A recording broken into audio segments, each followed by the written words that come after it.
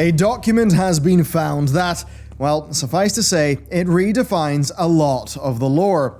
It covers what has been going on behind the scenes, even since, well before, the first trolls of Azeroth came upon the Well of Eternity. It is truly ancient, and you are going to learn a lot from this video, and in many ways, this video is the beginning of a new era of the lore.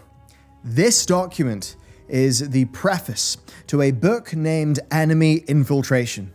We do not know who wrote it. We do not know who it is addressed to or where it is in the game, but what's in this text does completely change our view of the Nathrezim, of death, and of the entire backdrop of World of Warcraft's lore. This document directly confirms the power struggle that we had only heard of recently through the prophecy of N'Zoth. These are big claims, but it's all right here. So, let's pull back the cosmic curtain, examine the passages of this book, and see just how far this rabbit hole goes. And while you're tumbling down that rabbit hole, you have to consider Skillshare, today's sponsor, where, for a limited time, well, if you use that link in my description, you'll get a free trial of Skillshare Premium membership. And after that, it's just $10 a month. Now, we have talked a lot about productivity on Skillshare, so today I'm going to talk about something you can make, that you can do. And I've got a perfect one for you. It is logo design with Aaron Draplin. Hey, look at those reviews and 85,000 students. So, look, being able to make a logo is an incredible design test of loads of different principles, and it's a wonderful skill to have. Certainly if you're applying to a firm like ours. I mean, we love stuff like that. And as for me, well, my dad is starting a new canopy manufacturing business at the ripe old age of 66, and I'm helping him by hitting this up and thinking about logos for him. Now, on this, Aaron's a great host. I love how he breaks things down real simple, real actionable, and if you actually look at the class project section, you can see all of the success that people have had with it, which is great. So give this one a shot. I think you'll love it. I think you'll get some real fun skills at the end. And hey, you can do it for free if you click my link right down below, and it's just $10 a month after that for everything on Skillshare, which is a lot. So thank you to them for sponsoring today's video and for supporting the channel. And with that said, let's get into the cosmic lore. To our most wondrous and resplendent master, I am pleased to state that after a lengthy study of our rivals, I have completed my observations. Please accept this briefing in advance of my complete report, which shall follow forthwith. The introduction is very formalized and very flattering towards the intended reader. It presents the letter as a first part in a lengthy study on the writer's rivals, and it is made very clear that these rivals are, well, the other cosmological forces that are happening in the cosmos of Warcraft. And I want you to keep a question in your mind. When was this penned? And with that in your mind, let us move on. We anticipate that certain of our targets will be more challenging to topple than others, but each is prone to manipulation in different ways, and our agents have already woven themselves into their very fabric. There are multiple agents and multiple targets. Yes, the cosmic forces themselves have been infiltrated. And do note that some here will be more troublesome than others, according to the spy. And as you'll soon see, and if you look back at recent events, that is extremely evident and does indeed come to pass. This is, after all, the solemn duty for which you sired us. And as you are fond of saying, once a desire is understood, it can be exploited. This heavily indicates that the book is meant for none other than Sire Denathrius of Revendreth. There is intentionality with the use of the word sire, but also understanding a desire so that you can then exploit it is in line with the redemptive mechanisms of Revendreth, which is, of course, Denathrius' realm. We then actually have an accuser spirit say this to Denathrius: "You were once a Lord of Dread," which again hints at the Dreadlords. And once again, those are the Dreadlords, who are called the Nathrazim, who hail from the world of Nathrazah. Denathrius' house is called Castle Nathria. And beyond that, the visual resemblance between Denathrius and the Dreadlords is undeniable. And as you'll see in this document, it is becoming clear that Denathrius created the Dreadlords to be the ultimate cosmic spies. Hyper-intelligent vampires. They have always been described as being vampiric, and you'll soon see in this document how that is extremely important as well. So, let us move on to the body of this agent's report. Enough prologue. Allow me to summarize our findings. In many ways, the Titans will be the easiest to manipulate. Their singular goal is to impose structure upon everything they see. Show them a force that opposes their drive for order, and they will be consumed by their urge to eradicate it. Their pantheon, so seemingly united in purpose, is vulnerable to fracturing. This came to pass aeons ago, suggesting that the letter could have been written before Sargeras turned away from the Pantheon, as they had not, at that stage, fractured. The author of this document believes that the Pantheon would be prone to fracturing, and well, look at the lore. That is, of course, what happened, and it was none other than the Nathrazim who made that fracturing happen, because a Void sect of Nathrazim informed Sargeras of the Void Lords, and indeed of the true stakes of what was really going on, and this was covered in Warcraft Chronicle Volume 1. And after finding out about that knowledge, he fell to despair. He then felt alienated from his Titan brothers, and when that happened, he smashed the demonic prisons that he had filled for millennia, freed the demons, took over them, and began his burning crusade. And if you trace that to its origin point, it was the Nathrazim who made it happen. As this document lays out, the Titans were obsessed with order. Well, what the Nathrazim successfully did is they gave order to disorder in the form of Sargeras' betrayal. Sargeras, a being of order, turned to disorder, gave it that power of organization, and what that meant is that the cosmic forces of order and disorder somewhat consumed each other. And while disorder did have the upper hand, our victory at Antorus sealed the deal. For now, the leader of the Burning Legion, essentially of disorder, is locked away, and he's locked away with the Pantheon of Order. A plan hatched millions of years ago came to fruition, as laid out in this document. The Titans have been dealt with, but what of the other cosmic forces? The Void Lords all but welcome us with open arms. They are so preoccupied with their 1,000 truths that they ignore the lies we sow in their very midst. If we are to accept this is an ancient document, then the line of Void Lord acceptance would likely reference the Void Nathrazim cult who corrupted Sargeras.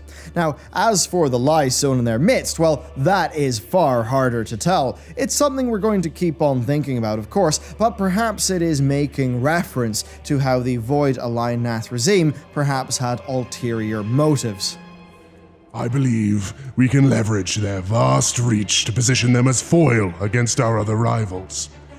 What if our conception of the Void being the big bad is just Nathrazim espionage? I mean, think about it. Between the Naru, the Pantheon, and the Burning Legion, we have actually seen 3 cosmic forces believe that Void was the ultimate threat and fight it. And that fight led to the Titan Pantheon being wiped out and then left far weaker than they were before. It led to the Legion's destruction, and it likely led to Light being wiped out across much of the universe. Yes, Void was damaged when so many fought against it, but the other 3 forces that stood against it, well, they had been left in a woeful state. Finally, though, the writer cautions their master. We remain weary, though. Since they are observant of multiple outcomes, it is conceivable that they could anticipate our coming. They are well aware of the Void's power and how it could see through their plan. And I have to wonder, is this why a cosmic 3 versus 1 was actually set up against the Void? Because while all of the forces are likely equal of strength in a very fundamental way, some of them, because of their nature, are more easily manipulated than others, and perhaps it is the Void's future-seeing nature that makes them the hardest to control, the hardest to manipulate. Next, though, we turn to its opposite, the Light. Similar to the Titans, the Naru and their keepers are singular in purpose. Their adherence to a linear path is an obvious shortcoming. This is a massive line. It's immediately shocking in some ways. It makes reference to the Naru's keepers. What does that mean? This is the first time we've had a very direct reference to a point of power in light as a cosmological force that is higher than the Naru. Now, it had been speculated by Khadgar that Elune was the creator of the Prime Naru, so could this actually be more evidence that Elune is a Light Lord? I think it could be. Moving on, though, their dogmatism, their adherence to dogmatism, was clearly seen in Zira, and it is believed that it will be key to their downfall. They savor nothing more than being proved right, so if they believe they have converted one of us to their precious light, they will trust that agent implicitly.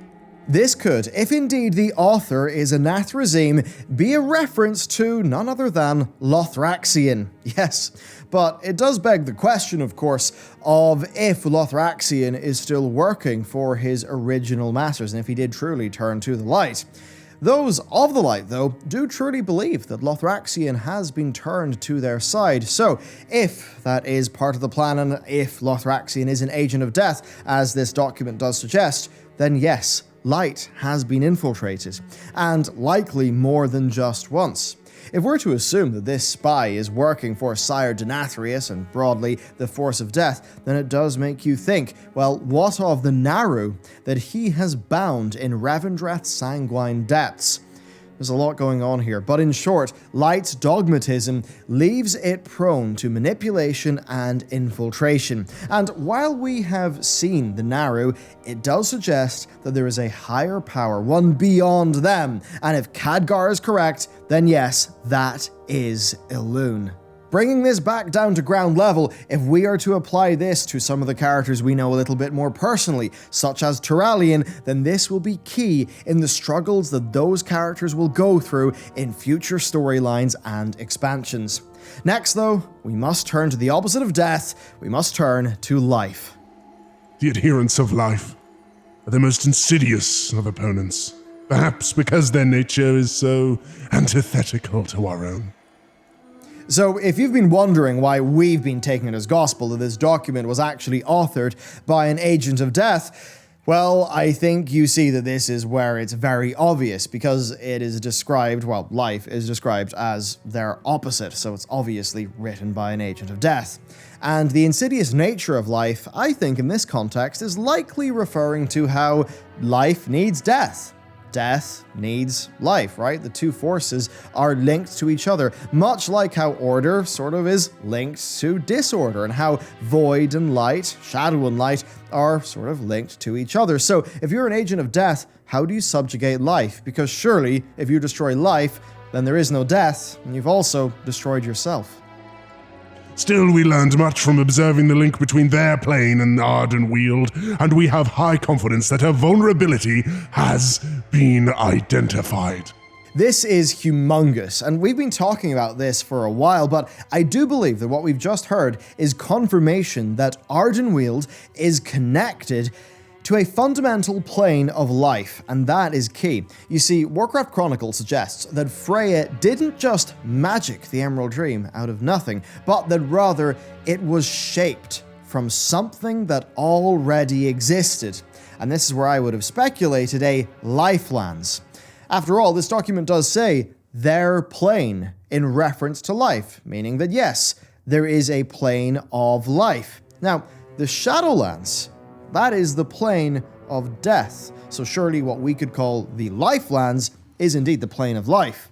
Now, Ardenweald is a part of the plane that we call the Shadowlands, much in the same way that the Emerald Dream is part of the plane that we can now call the Lifelands, that's been confirmed in this document. The Emerald Dream was a Titan creation, one of order. So what does that say about Ardenweald? Well, we know that a group known as the First Ones created much of the Shadowlands, and this is big. I have to wonder, was order brought to the Shadowlands in the creation of the machinery of death, and, of course, in the belief system that sustains it, that is known to locals as the Purpose? Did the First Ones create all of this? Is it the case that the Shadowlands was ordered in this way? And if that is the case, then what does it mean for Zoval, who we simply know as the Jailer? Is it actually the case that he is the prime being of death, one that was subdued and locked away in the maw? And as for the vulnerability that is referenced in the document, well, I think that vulnerability is clear, and I think it's got to be the Rift of Uln. You see, the Rift is the most mysterious and spooky part of the Emerald Dream, and doubly so, right? Because it was used to communicate with none other than Archimonde in AU Draenor at the end of the Warlords of Draenor expansion. We did a video on this years ago, and that's why we actually found Emerald Nightmare Corruption on Archimonde's corpse. And it is indeed why the final boss of the Warlords of Draenor expansion, a Legion Demon, granted us an Emerald Dream flavored mount. The Rift of Uln also plays fast and loose, with time and space literally being tied to the Twisting Nether. You know, the plane of disorder, which we'll get to in a bit. And you may think this vulnerability is alarming, but suffice to say, there is more. Our operative has already gained the trust of her target. This feels like a breadcrumb, so that even if this book was written indeed thousands and thousands of years ago, before even the fall of Sargeras, the spy games are probably still going on right now, and that is a tantalizing prospect. Where will this spy be? Who is she? How far up the chain will she be in the pantheon of life? Should we be wary of a spy within the Winter Queen's court, or could it go deeper? Maybe to the plane of life, and to some sort of powerful group of characters that we've never seen.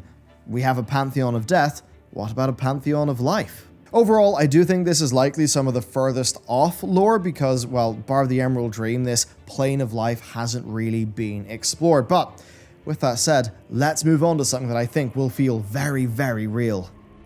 And as previously discussed, our position within the plane of disorder is proceeding flawlessly. Consuming fell energy is not a pleasant process, but a necessary one. Based on this line, and of course the history of the Burning Legion, it really does seem that Death were the most successful at infiltrating disorder. Of course, with the Nathrezim essentially being so well woven in that they were the intelligence apparatus of the Burning Legion. Now, the consumption of Fel energy is interesting to me because that's in line with their vampiric nature. They absorbed Fel. They were seen as demons, and they worked their way into the Legion. Let's look at another Dreadlord, Lothraxion. He absorbed light, became light-forged, and had the trust of Zira, a prime Naru. The Nathrezim are perfect spies to blend into these cosmological forces. They can absorb the essence of those forces and blend in perfectly, as we have seen in these two extremely clear examples. And what's really exciting to me here is the reference to disorder having a plane. Now, we've known of the Twisting Nether for a very long time in the Warcraft lore, and it really does beg the question of, will it be expanded, right? Just like how the Shadowlands was this loose, infinite expanse referenced in, of course, Warcraft Chronicle, to now this very, real place that we can explore. So could there be a Pantheon of Fel, a true demon primus languishing in Mardoom or the Twisting Nether, waiting to be freed? You see, Sargeras led the Burning Legion, yes, but Sargeras was, at his core, a Titan. A fallen Titan, yes, but he was a being of order. He could not have been the fundamental Lord of Fel. The deception you have architected will bear fruit in the ages to come. This line is clear. As we saw at the end of the Legion expansion, the Burning Crusade was stopped. The coordinated power of disorder was destroyed, but most importantly, Sargeras and the Titans, Order, were pretty much locked out of the cosmic struggle in that big prison with Illidan. And we must think back over these passages, and we must consider what has not yet happened, because so much of what is hinted at here did end up happening. But, well, just listen to this. As ever, we shall serve as your unseen hand. We will poison every host foolish enough to invite us into their midst. I remain, as always, your faithful servant. You might think this is flavor, but just wait until you hear what the Nathrazim's name means in their own tongue. So, the Nathrazim, as directed by Sire Denathrius, have spent thousands, if not hundreds of thousands of years working to subvert each of the other cosmic forces. They are literally the spies of death, as outlined in this document. Is it any wonder that they have been described as, and I quote in Chronicle, turning nations against each other with guile and subterfuge? It's actually so literal that in their own language, they refer to themselves as Thal Khatun, the unseen guest. And if you listen back to that line, well, how are they referred to? So all of that really was quite a lot to take in, and now it's time to actually just sit down and have a bit of a think about the whole lot of it. So, for only having 8 passages, right? This preface has confirmed so much about the workings of the cosmos. It's crazy. I mean, most directly, it does tell us that death wants to dominate every other force that's out there. You could even say that it wants to devour them. So, well, listen. 6 seats at the high table, 6 mouths that hunger.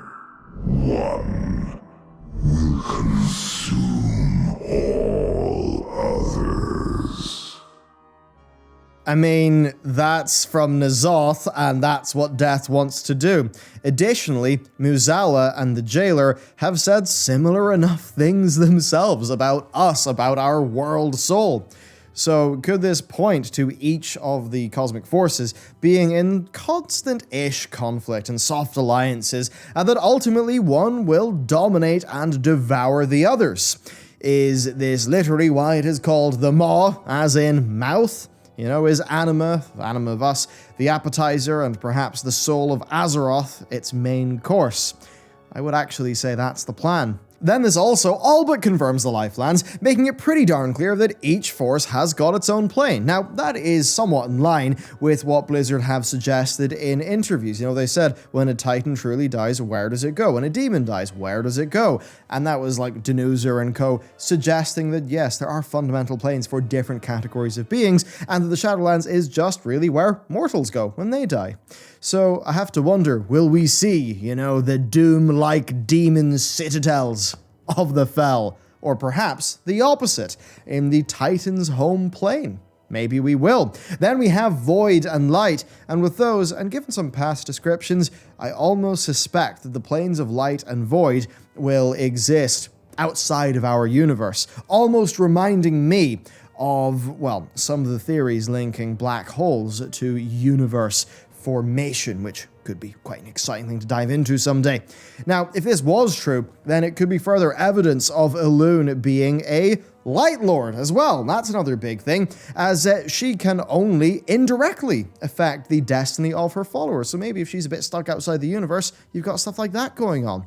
Now, given all of this, though, it does seem likely that we'll eventually see the Void Lord equivalent of each cosmic force, right? Like the big bad, the fundamental one.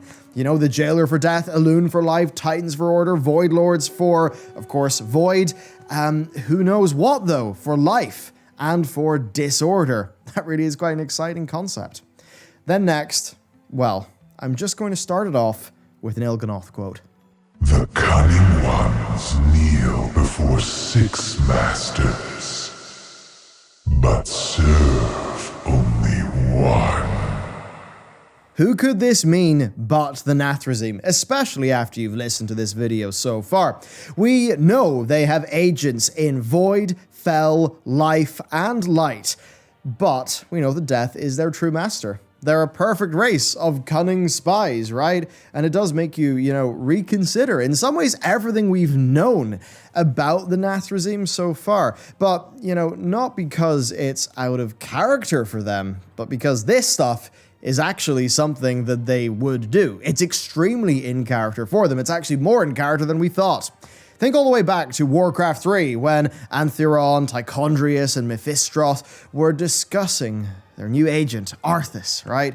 They are so preoccupied with the Legion's return. And now I just think that this was really all in aid, right, of Death's ultimate plan. Was it, right? That the Legion's return to Azeroth would, of course, foreshadow their ultimate destruction at the hands of us, right? At the hands of the champions of Azeroth.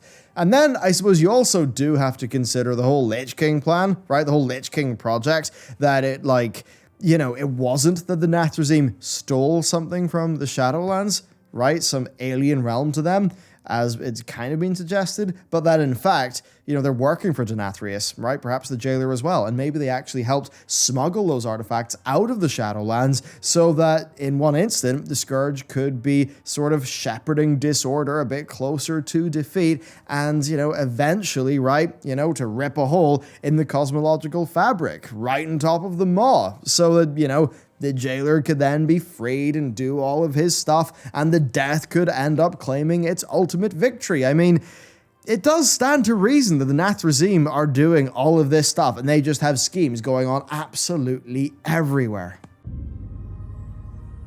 So to bring it all to a bit of a close, this is one tiny but essential piece of lore and what it confirms. I mean, it really does confirm so much of what we have expected, but then it goes a bit deeper, actually. It goes deeper than I imagined the initial Shadowlands lore would. The Dreadlords, they are the ones to watch out for here. Denathrius is. I mean, come on, he's also the first raid. And I think Blizzard's plan to expand the cosmos of World of Warcraft is in full swing. And documents like this are how they're going to do it.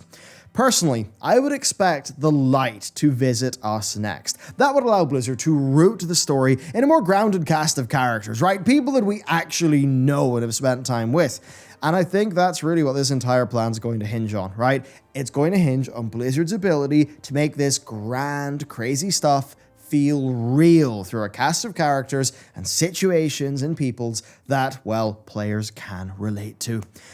And with that, that is our look at this preface, right? Because this was only the foreword to seemingly a far larger set of reports, and I only have to wonder what's going to happen. Will we see those reports? If we see those reports, it is extremely exciting stuff. There are shenanigans going on in the Warcraft universe, and hey, some of the shenanigans alluded to in this video have already came to pass, which I think is pretty nifty. So there you go. That is the big lore of today. Of course, if you want to support the channel and also get some great skills, check out that Aaron Draplin over on Skillshare with my link down below. It truly does support the channel a lot. I mean, hey, yesterday's video, if it went up yesterday, that was edited by one of our WoW editors. This video edited by another of our WoW editors. And because, we've got a larger team there in terms of editors, on some of the big videos like this, we can actually spend the time to make it real pretty, to do a bit more with, those passages of text, right? Be it the graphics that you've seen or, the voice acting. So, yeah, man, it's all going in a pretty great direction. So thank you for all of your support. Check them out. And with that said, I will see you next time.